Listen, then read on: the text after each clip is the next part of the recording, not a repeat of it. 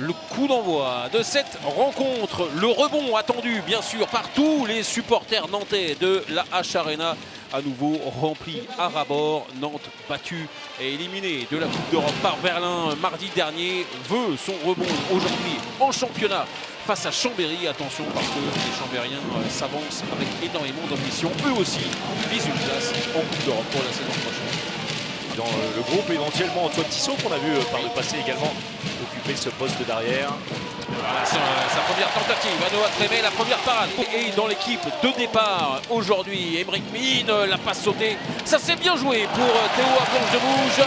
Les Nantais qui commencent bien leur rencontre. Si jamais vous allez sur les réseaux sociaux, vous pourrez le voir. Voilà, premier but des Chambériens inscrit par Costoya.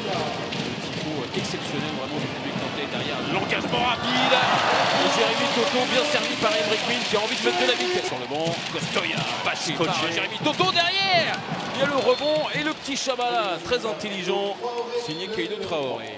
Ça va quelques forces pour venir défendre et zone derrière de Noah Trémé, ballon récupéré encore. Aymeric Mine pour sonner la charge avec Thibaut Brié qui n'a pas pu servir Valero Rivera. Aymeric Mine de l'autre côté sur la fin du jeu de transition, 15 minutes, le quart d'heure. Et la charge pour Jorge Maqueda. Il faut faire vite. Le changement, ce n'était pas assez rapide. Revenu sur le terrain, Antoine Tissot avec Yosu Gonileo.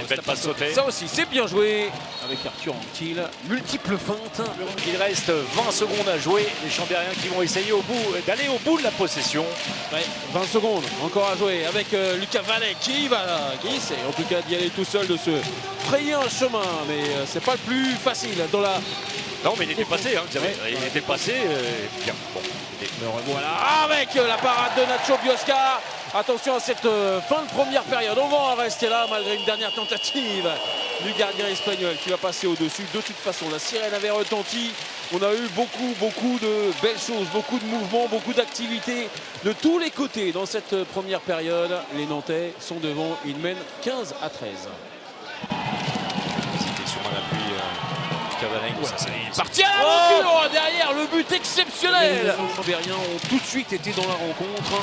Et Costoya avec le bras levé, des arbitres et Lucas Vaneg. Avec Lucas Vaneg, ballon perdu, c'est peut-être sans doute le dernier. Sans doute le dernier pour Lucas Vaneg. Au-dessus, Daronovic, le combo. Il a un peu de biais. Il n'est pas totalement renversé. Allez, ce sera pour Costa qui va venir traverser le mur et marquer. Ouais, avec un mur, un contre, pardon, nantais qui s'est un petit peu disloqué entre Théo Monard et Thibaut Brié. Ce ballon. Lucas de la Bretèche, il reste 20 secondes à jouer. On essaye de passer au milieu, il y a des tout petits qui sont présents. Antoine Tissot sur la contre-attaque qui va venir marquer à 15 secondes de la fin. Évidemment, ça n'aura aucune incidence sur le résultat final. Ils feront mieux qu'au match aller. Ce sera une maigre consolation pour les Chambériens en termes de buts marqués. Un dernier ballon mis de manière spectaculaire par Kaidi Odriozola, le 34e but pour les Nantais qui vont s'imposer après une grande maîtrise en seconde période et notamment dans le dernier quart d'heure. Nantes qui s'impose 34-26 face à une équipe de Chambéry qui s'est quasiment arrêtée à la 45e minute. On savait qu'on avait pris un petit coup derrière la tête après le match de mardi. On ne s'attendait pas à faire un match parfait. Et c'est bien en deuxième mi-temps, quand ils sont revenus, ils sont même passés devant, on n'a pas paniqué, on a resserré les rangs en défense, on a gratté pas mal de ballons, on a eu des arrêts de gardien. Et je ne sais pas combien on leur met mais au milieu de la deuxième, mais on leur met un vrai écart qui tue le match. Donc voilà, cette victoire était très importante pour la suite du championnat et maintenant on va se reposer dans la semaine internationale. Ouais, c'est vrai qu'on avait à cœur de venir faire bonne figure quand même sur le terrain de Nantes ce soir. On a bien démarré le match, on a réussi à mettre beaucoup d'impact notamment en défense.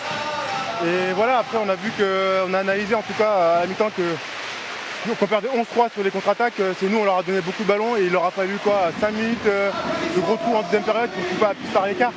Et derrière contre Nantes, c'est beaucoup plus compliqué.